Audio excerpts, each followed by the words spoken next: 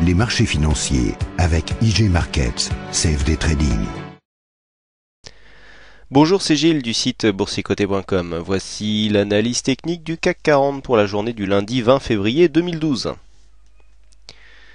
Avec aujourd'hui une belle petite séance haussière avec une ouverture donc sur un gap haussier à 3463,56.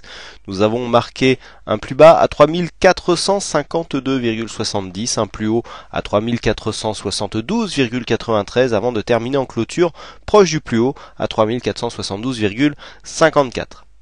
Le CAC 40 gagne 0,96% sur cette séance, presque 33 points gagnés par rapport au cours de clôture de vendredi. C'est donc une bien belle séance de hausse avec un gap qui n'est pas refermé puisque après un plus haut de vendredi à 3450,76, il reste donc à peu près 2 points puisque nous avons 3452,70 en plus bas sur cette séance. Donc le gap reste ouvert.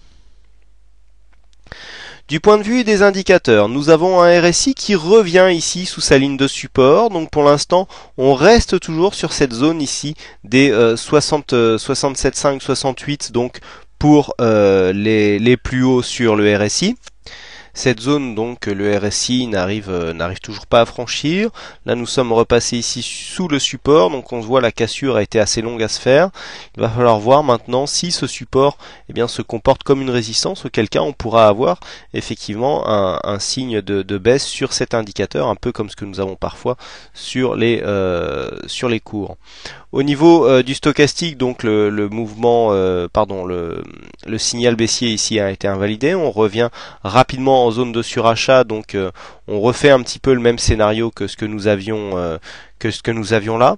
Alors par contre, à surveiller maintenant le stochastique dans les prochains jours, car on voit qu'on a un plus haut aujourd'hui, plus haut que les précédents, et pour l'instant on serait en divergence baissière, puisqu'ici le plus haut que nous avons là, on le reverra tout à l'heure sur les graphes, le 3 février était plus bas que ce point là, mais on voit que là, au niveau des indicateurs ça descend. Alors on ne sait pas encore si cette zone sera un plus haut significatif de tendance, donc pour l'instant il est trop tôt pour dire qu'il y a divergence, mais ça sera un élément à surveiller lors de prochaines analyses. Au niveau du MACD, donc on se retourne à la hausse, vous voyez on s'était déjà retourné à la hausse vendredi. On continue dans cette voie, donc le rebond est confirmé du point de vue du MACD, on repart et nous verrons que d'un point de vue chartiste, ce rebond est confirmé aussi. Des volumes en baisse, donc Wall Street fermé aujourd'hui, même si les futurs cotaient, avec une volatilité inférieure à la moyenne. Donc pour revenir sur cette fameuse séance, le scénario dont je vous parle depuis plusieurs jours, c'est réalisé un petit peu selon cette probabilité. Donc ici on casse un plus haut, on revient sur l'ancien plus haut comme un support, on rebondit sur la moyenne mobile 20 exponentielle, on va marquer un nouveau plus haut. Donc pour l'instant on est dans une continuité au niveau de la tendance moyen terme, dans une continuité du mouvement. Par contre des signes d'essoufflement commencent à apparaître. Vous voyez que déjà nous sommes déjà au contact de la bande de Bollinger supérieure, alors que le haut du trend est relativement éloigné. Il y a même ici une résistance secondaire que nous pouvons voir sur cette phase de cotation qui pourrait brider les cours, puisque on est en train là c'est tout simplement la résistance qui est parallèle au support de référence du trend, mais on voit que la résistance serait en légère convergence avec ce support. Bon, c'est encore assez peu incliné, c'est pas assez convergent pour vraiment avoir un biseau, mais on voit que ici les plus hauts ont du mal à garder le dynamisme des plus bas. D'autant plus nous avons ici un plus bas qui a été attaqué donc le bas du trend. Donc attention, cette attaque est sérieuse. Ici on voit que nous sommes sur une phase de hausse où nous sommes déjà bridés. Nous avons vu d'ailleurs la résistance qui est apparue sur la zone du jour à 3472, qui est fortement, il y a eu 3 ou 4 attaques et les cours n'ont pas réussi à monter au-delà. Qui plus est, sur certains de mes graphes, je commence à identifier cette zone comme une une zone d'exagération possible, hein, au-dessus de 3475, qui sera quasiment à la même cotation demain. Donc la zone 75-80, si elle était cassée demain, eh bien aurait une forte probabilité, environ 80%, d'être tracée sur une cinquantaine de points. Donc pour ceux qui ont une approche contrarienne, ça peut être contrariante, pardon, ça peut être intéressant de prendre ce genre de signaux. Alors intéressant parce que il faut avoir le cœur bien accroché quand même. On a pas mal de signaux de puissance, de signes de puissance au niveau de cette tendance. On a deux gaps haussiers qui ne sont pas refermés, et même si les bougies ici manquent un petit peu d'amplitude, eh bien nous avons des volumes qui sont venus étayer ici la séance de vendredi, et donc qui ont confirmé que le fond de la tendance était toujours orienté à la hausse.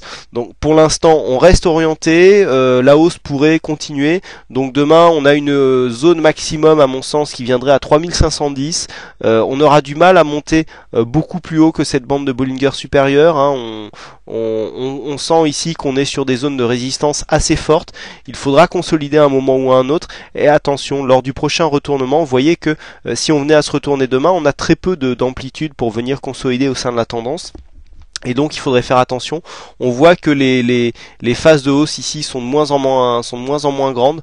Donc on commence quand même à sentir un petit début d'essoufflement, même s'il n'y a pas pour l'instant de signal de retournement. J'ai cru à un retournement court terme pendant la séance, mais ce retournement s'est invalidé. Bon, j'ai pu faire une petite légère plus-value quand même sur ce mouvement, mais on voit que ce mouvement de consolidation n'a pas voulu partir, hein, malgré on a fait un faux départ.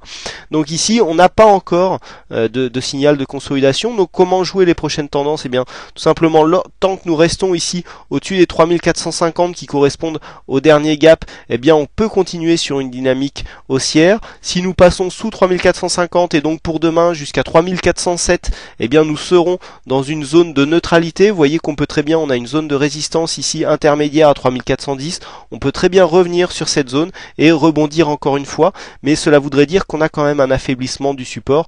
Et puis bien sûr dans le cas fortement improbable, hein, vu les éléments actuels, où nous aurions une cassure ici du trend baissier, on aurait quand même une alerte sérieuse pour une possible phase de consolidation.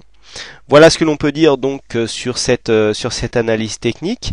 Aujourd'hui, c'est Milo qui a gagné au jeu du fixing. Alors jeu du fixing tout neuf, hein, comme vous avez pu le constater, j'ai apporté légères améliorations à ce jeu, à l'ergonomie notamment. Bon, normalement, ça devrait être un peu plus stable que ce que nous avons connu récemment. J'espère que cette nouvelle version vous conviendra. Beaucoup de communication, hein, ce week-end. Sur le site boursicoté.com, hein, dans la rubrique vie du site, vous pourrez retrouver donc toutes les publications qui ont eu lieu ce week-end concernant le site, ses évolutions, et notamment un sondage, hein, concernant des prochains séminaires qui pourraient être organisés dans différentes villes de France, plutôt en province, hein, pour ne pas toujours privilégier que la sphère parisienne. Voilà, écoutez, je vous remercie encore une fois toutes et à tous pour votre attention, pour vos nombreuses visites sur le site boursicoté.com et pour votre fidélité. Je vous souhaite une bonne soirée, bonne chance dans vos trades, en vous donnant rendez-vous dès demain pour de prochaines analyses vidéo. Bonsoir à tous.